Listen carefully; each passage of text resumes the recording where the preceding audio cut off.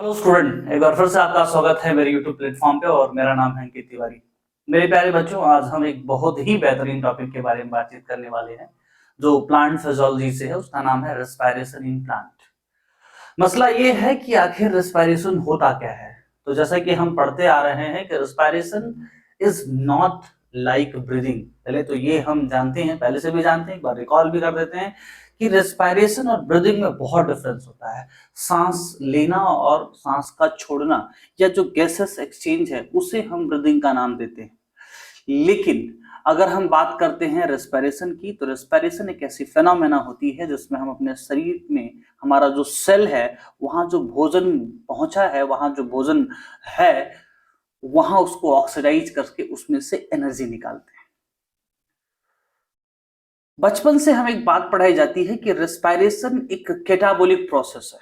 Catabolic process का मतलब होता है कि एक डिस्ट्रक्टिव प्रोसेस है। इसमें कॉम्प्लेक्स मटेरियल को कहीं ना कहीं तोड़ करके उसको सिंपलर फॉर्म में कन्वर्ट किया जाता है और उसमें निकलने वाली एनर्जी का इस्तेमाल किया जाता है।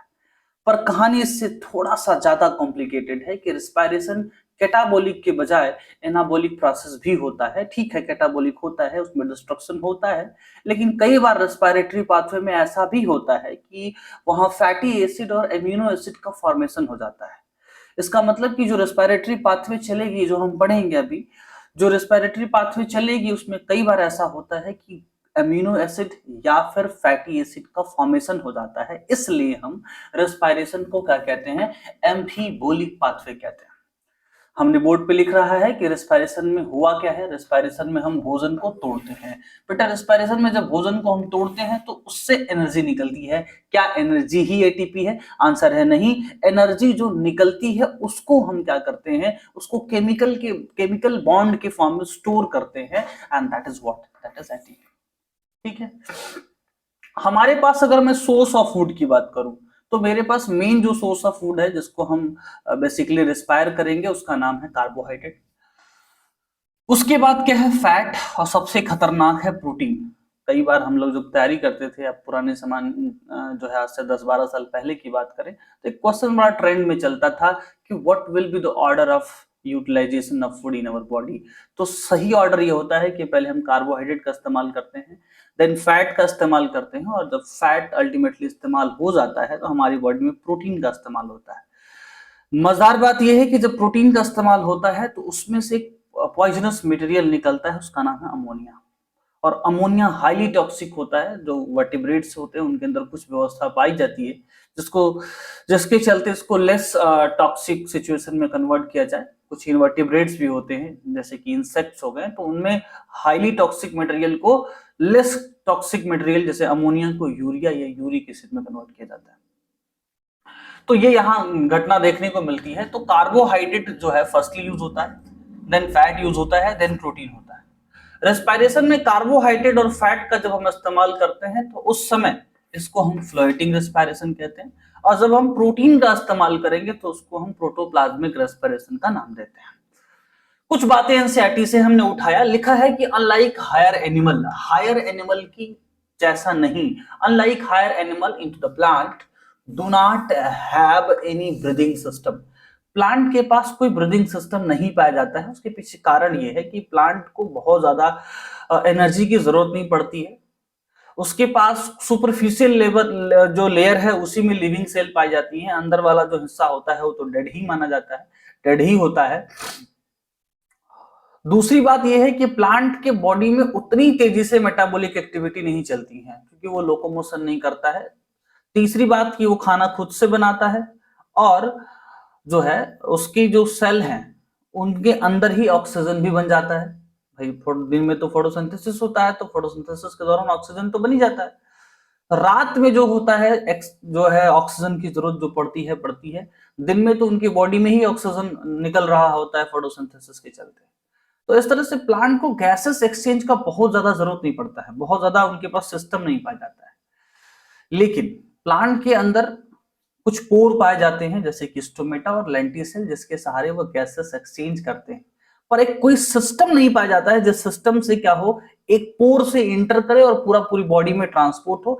ऐसा कोई सिस्टम नहीं पाया जाता है। इसलिए कहते हैं कि प्लांट के पास कोई ब्रीदिंग सिस्टम नहीं होता है, रेस्पिरेटरी पोर होते हैं जैसे स्टोमेटा एंड लेंटिकल्स, जिसके सहारे वो गैसेस सक्सीड करते हैं। और इनका gases succeed direct to the cell होता है, ऐसा नहीं कि अगर हमारी तरह की नॉस्ट्रल से लिए नेजल चैम्बर को गया, फिर pharynx, larynx, trachea, tracheole, bronchi, bronchiole, उसके बाद लंग्स में जाए और उसके बाद ब्लड में जाए, उसके बाद सेल में जाए, ऐसी कोई व्यवस्था नहीं है। सीधे डायरेक्ट जो है गैसेस सक्सीड होता है, कहां से? स्टोमेटा और लेंटिसेल से, सारे सेल से, समझ रहे हैं? तो ये कहानी है किससे रिलेटेड? प्लांट से रिलेटेड। तो unlike higher animal, into the plant do not have any breathing system but have stomata and lenticell for the gaseous exchange। ये बात दिमाग में रखना है कि प्लांट के पास कोई ब्रीदिंग सिस्टम नहीं पाया जाता है, स्टोमेटा और लेंटिसेल जैसा पोर पाया जाता है जिससे वो गैसेस एक्सचेंज करते हैं। हम इस चैप्टर का माहौल बना रहे हैं, एनसीईआरटी में जो लिखी कुछ बातें शुरू के पन्नों में है उसको हम एक साथ लेके चल रहे हैं, ठीक है? बात को आगे बढ़ाते हैं, चीजों को और समझने की कोशिश करते हैं। हमारी किताब में लिखा है कि मैं बात अगर सेल का करता हूं तो सेल जो है वो ऑटोट्रॉपिक है और हेट्रोट्रॉपिक भी हो सकती है। मैं एक बात माइंड करिएगा, मैं यहां सेल की बात कर रहा हूं, लिविंग ऑर्गेनिज्म की बात नहीं कर रहा हूं। जी बिल्कुल, सारे के सारे एनिमल हेट्रोट्रॉपिक होते हैं, इसमें कोई शक की बात नहीं है। मजेदार बात यह है बेटा कि ऑटोट्रॉपिक प्लांट की वो सेल होती हैं जिनके अंदर क्लोरोप्लास्ट पाया जाता है, लेकिन प्लांट की वो सेल जिनके अंदर क्लोरोप्लास्ट नहीं पाया जाता है वो अपना खाना नहीं बना पाती हैं। यानी सम प्लांट सेल आल्सो क्या होती हैं? हेट्रोट्रॉपिक होती हैं, यानी वो कहीं ना कहीं उस हिस्से पे डिपेंड होती हैं प्लांट के जहां वो भोजन बनाता है। मेरी बात समझ पा रहे हैं? जैसे लीफ है, तो लीफ में क्या होता है? फोटोसिंथेसिस होता है। तो जब लीफ में फोटोसिंथेसिस होगा तो वहां भोजन बनेगा, पर वो भोजन का इस्तेमाल ठीक है कि उनकी सेल करेंगे, लेकिन उसके अलावा प्लांट के अंदर और भी बाकी जैसे रूट की, स्टेम की जो सेल है वो फोटोसिंथेसिस नहीं कर रही। हाँ, कुछ स्टेम की सेल फोटोसिंथेसिस करती हैं जिनके पास क्लोरोप्लास्ट हो, पर ज्यादातर नहीं करती हैं। तो उनको भोजन कहां से मिलेगा? ऑब्वियस सी बात है कि उनको लीफ की सेल से मिलेगा।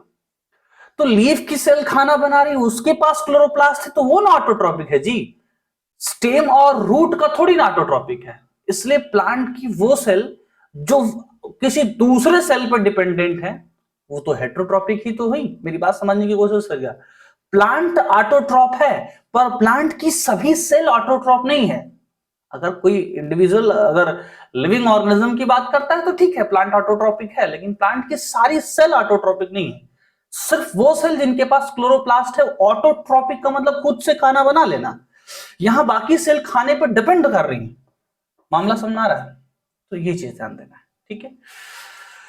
किताब में कुछ एक लाइन और लिखा है कि एनिमल दो तरह के होते हैं, हेट्रोट्रॉपिक तो होते हैं, इसमें कोई शक की बात नहीं। मैंने लिखा कि एनिमल पूरे के पूरे एनिमल हेट्रोट्रॉपिक होते हैं। उसमें दो चीजें हैं, जो एनिमल डायरेक्ट घास फूस खा के भोजन की आवश्यकता को पूरा करे उन्हें हम हर्बीवोर्स कहते हैं, या direct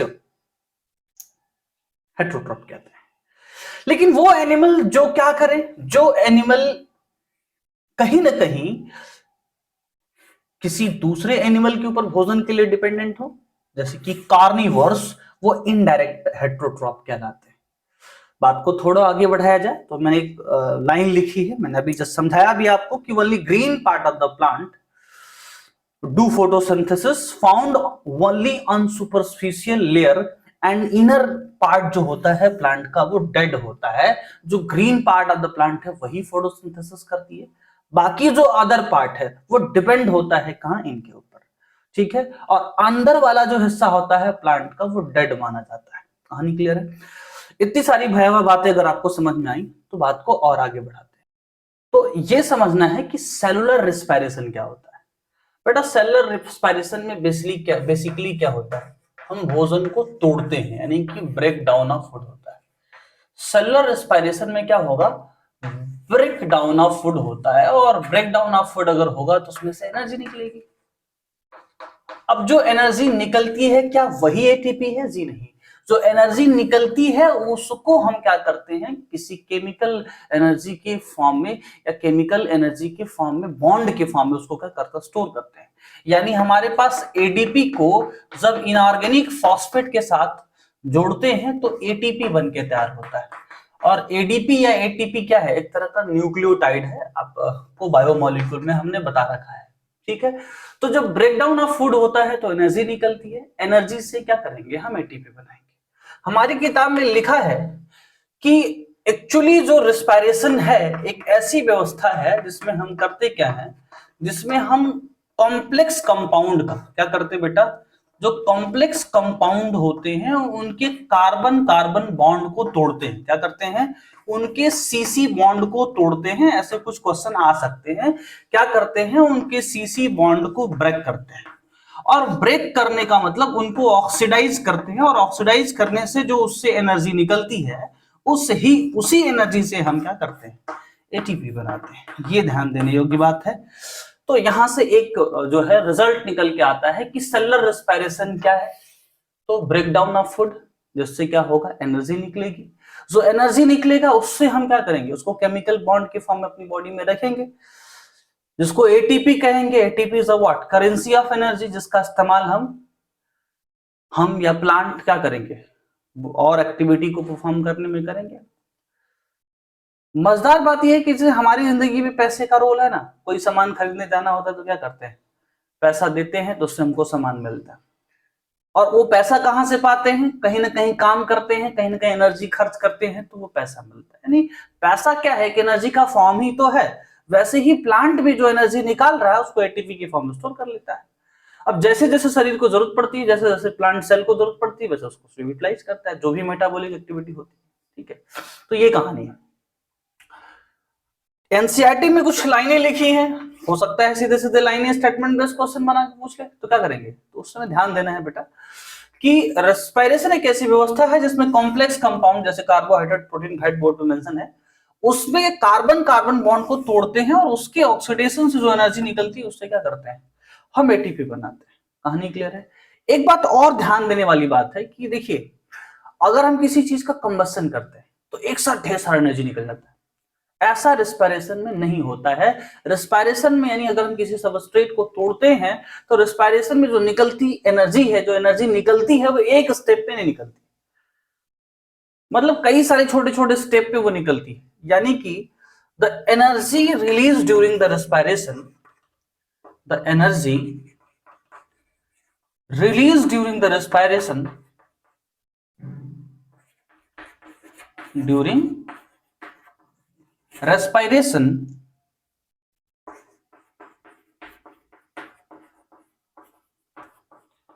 is not in single step, not in single step, एक सिंगल स्टेप में नहीं निकलता है। ये कुछ माहौल है जो एनसीईआरटी के कुछ 2-3 पन्नों पे लिखा हुआ है। मेन जो चैप्टर का हिस्सा है उसमें हमें ये सीखना है कि जो मेरे पास रेस्पिरेटरी सबस्ट्रेट है, मेरे पास मेन रेस्पिरेटरी सबस्ट्रेट क्या है, मेरे पास मेन रेस्पिरेटरी सबस्ट्रेट कार्बोहाइड्रेट है। ठीक है, मैं इसके आगे बढ़ता हूं, उसको मिटाता हूं, वीडियो को पॉज करके लिख लीजिएगा। मेरे पास जो मेन रेस्पिरेटरी सबस्ट्रेट है वो कार्बोहाइड्रेट है, और जैसा कि हम जानते हैं कि अगर कार्बोहाइड्रेट को तोड़ेंगे तो उससे क्या निकलेगा, ग्लूकोज निकलेगा।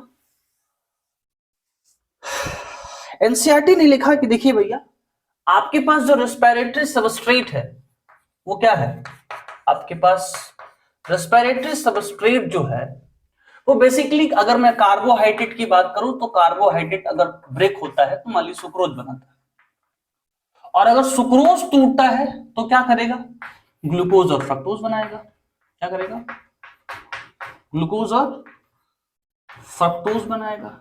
अब मसला ये है कि हम जो किताब में पढ़ते हैं वहां तो ग्लूकोज का इस्तेमाल होता है, तो क्या फ्रक्टोज इस्तेमाल नहीं होता है, नहीं, एनसीईआरटी ने लिखा है कि ग्लूकोज और फ्रक्टोज दोनों का इस्तेमाल होता है ग्लाइकोलिसिस के दौरान। यानी अब इसके बाद हम ये पढ़ने वाले हैं रेस्पिरेशन में कि हमारा रेस्पिरेटरी सबस्ट्रेट इस्तेमाल कैसे होता है, यानी हमारा ग्लूकोज या फ्रक्टोज रेस्पिरेटरी पाथवे में इंटर कैसे करता है। यानी अब इसके आगे हम क्या करेंगे, अपने रेस्पिरेटरी सबस्ट्रेट का इस्तेमाल करेंगे और उससे हम एनर्जी कैसे निकलती है स्टेप बाय स्टेप। जस्ट कुछ सेकंड पहले हमने बताया कि रेस्पिरेशन सिंगल स्टेप में नहीं होता है, रेस्पिरेशन के दौरान जो एनर्जी निकलती है सिंगल स्टेप में नहीं निकलती है, तो आखिर कितने स्टेप में निकलती है ये समझने वाली बात है। तो बेटा हमको कुल 4 स्टेप पढ़ने हैं। अगर मैं बात एरोबिक रेस्पिरेशन की करूंगा तो ग्लाइकोलिसिस एक होता है, एक क्या होता है, एक होता है लिंक रिएक्शन। ठीक है, मैं इन चारों को एक साथ पढ़ेंगे, पूरे प्रोसेस को अच्छे से पढ़ेंगे और सबको एक साथ कलेक्ट करके समझने की कोशिश करें, ठीक है। लिंक रिएक्शन, तीसरा क्या है, तीसरा है क्रेब्स साइकिल, और चौथा जो हमारे पास है उसका नाम है ईटीएस।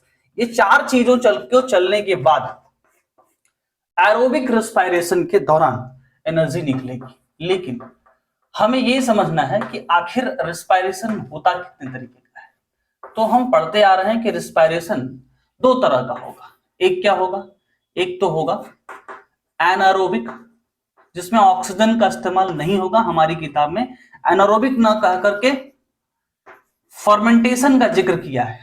वास्तव में एनारोबिक या फर्मेंटेशन में कोई बहुत डिफरेंस नहीं होता है, बस यही है कि ये दोनों प्रोसेस ऑक्सीजन के एब्सेंस में होते हैं। यहां भी ऑक्सीजन का इस्तेमाल नहीं हो रहा है, एनारोबिक का मतलब क्या है, ऑक्सीजन का इस्तेमाल नहीं हो रहा है। तो हमारे किताब में दो तरह का फर्मेंटेशन दे रखा है, एक है एल्कोहलिक फर्मेंटेशन, है ना, एक है एल्कोहलिक फर्मेंटेशन और एक है लैक्टिक एसिड फर्मेंटेशन, ठीक है। ये दो तरह के क्या है, ये दो तरह के हमारे पास रेस्पिरेशन है। किस फॉर्म में, एनारोबिक रेस्पिरेशन। अगर मैं एरोबिक रेस्पिरेशन की बात करूंगा तो ये जो एरोबिक रेस्पिरेशन है वो माइटोकॉन्ड्रिया के अंदर चलेगा। मसला ये है, थोड़ा समझने की कोशिश करते हैं, चीजें ज्यादा कॉम्प्लिकेट हो रही है। मैं ये कह रहा हूं कि मेरे पास रेस्पिरेटरी सबस्ट्रेट क्या है, कार्बोहाइड्रेट है। फिर से सुनिएगा मैं क्या कह रहा हूं, मैं कह रहा हूं कि रेस्पिरेटरी सबस्ट्रेट मेरे पास क्या है, कार्बोहाइड्रेट है। कार्बोहाइड्रेट का सिंपलेस्ट फॉर्म हमने लिया, या कह सकते हैं इसका डाइसैकाराइड फॉर्म लिया, क्या, सुक्रोज। सुक्रोज को तोड़ेंगे तो ग्लूकोज और फ्रक्टोज बनता है। ये ग्लूकोज और फ्रक्टोज रेस्पिरेशन का जो पहला स्टेप होता है जिसमें एनर्जी निकलती है, उसका नाम है ग्लाइकोलिसिस। अब इस ग्लाइकोलिसिस के बाद ये जो रेस्पिरेशन की घटना है वो दो भागों में बढ़ जाती है। अगर ग्लाइकोलिसिस के बाद जो मेरे पास सबस्ट्रेट बनता है उससे कुछ ही स्टेप बाद अगर मुझे एनर्जी निकालनी हो तो उसको हम एनारोबिक रेस्पिरेशन कहते हैं। उसमें फर्मेंटेशन या अल्कोहलिक फर्मेंटेशन या लैक्टिक एसिड फर्मेंटेशन जैसी घटना देखने को मिल सकती है, और ये प्रोसेस सेल के साइटोप्लाज्म में होता है। लेकिन अगर मैं एरोबिक रेस्पिरेशन की बात करूंगा तो एरोबिक रेस्पिरेशन माइटोकॉन्ड्रिया के अंदर कंप्लीट होता है, और माइटोकॉन्ड्रिया के अंदर लिंक रिएक्शन, क्रेब्स साइकिल और ईटीएस के चलने के बाद अल्टीमेटली एनर्जी निकलेगा, ठीक है। तो इस पूरे चैप्टर में हम मेन जो फोकस होगा वो हमको क्या है, इन्हीं चारों बातों पे करेंगे कि ग्लाइकोलिसिस क्या है। क्लास 10th स्टैंडर्ड में पूछा जाता था कि which process is common into the all type of respiration, तो ग्लाइकोलिसिस सभी तरह के रेस्पिरेशन में कॉमन होता है। ग्लाइकोलिसिस सेल के साइटोप्लाज्म में होता है। यानी अब अगले हम वीडियो में इन चारों को एक साथ पढ़ेंगे और पहले तो ग्लाइकोलिसिस को ऑब्जर्व करेंगे डिटेल में। तो आज के इस छोटे से वीडियो में सिर्फ इतना ही, मिलते हैं और भी बहुत सारे बेहतरीन इंफॉर्मेशन के साथ अगले वीडियो में। तब तक के लिए टाटा बाय बाय।